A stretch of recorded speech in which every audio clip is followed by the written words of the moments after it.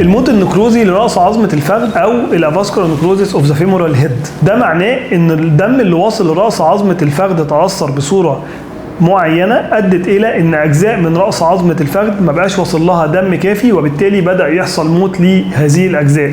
الأجزاء اللي ما بيكونش واصل لها دم في رأس عظمة الفخذ وبالتالي بيحصل لها ضمور أو موت مع مرور الوقت بتسبب ألم في مفصل الحوض عند المريض، ويبدأ المريض يشتكي من ألم في مفصل الحوض. ولو راح عمل أشعة عادية خالص في الدرجات الأولى أو في المراحل الأولى من المرض ما بيبانش أي حاجة خالص، ساعتها لازم نعمل رنين علشان نعرف هل الدم اللي واصل لرأس عظمة الفخذ فعلا متأثر ولا لا. والمراحل الأولى بتبان في الرنين فقط. لازم المريض يكون وصل للمرحلة الثانية أو المرحلة الثالثة علشان يبان في الأشعة العادية، وساعتها بتكون نسبة حدوث الخشونة بالفعل حصلت. امتى بنعمل التثقيب أو التخريم لرأس عظمة الفخذ وبيكون إيه الهدف منه؟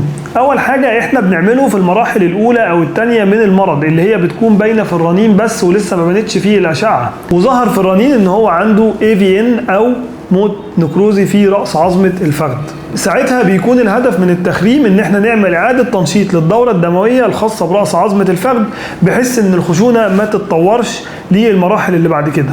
اما اذا كان باين في الاشعة العادية اللي احنا عملناها للمريض ان هو وصل للدرجة الثالثة، ساعتها بيكون التثقيب او التخريم ملوش اي فايدة لان بالفعل حصل خشونة في رأس عظمة الفخذ. العلاج بتاع الدرجة الثالثة او الدرجة الرابعة اللي هو بالفعل حصل خشونة في رأس عظمة الفخذ، ساعتها بيكون العلاج الامثل هو تغيير لمفصل الحوض. عملية تغيير مفصل الحوض هي عملية تغيير مفصل حوض كامل، وبنحدد نوعه على حسب نشاط المريض وعمره. لو هو عمره صغير ساعتها أفضل حاجة إن احنا نعمل له مفصل سيراميكي، أما لو كان عمره كبير في السن فوق ال60 سنة ساعتها ممكن نعمل له مفصل ذو رأس معدني، والأمور بتمشي كويسة جدا مع المريض لو هو سنه كبير. والفرق بين أنواع المفاصل وإمتى نركبها وكل مريض محتاج أنهي نوع مفصل كنا قلناه قبل كده في فيديو الخاص بالمفاصل، ممكن ترجعوا له.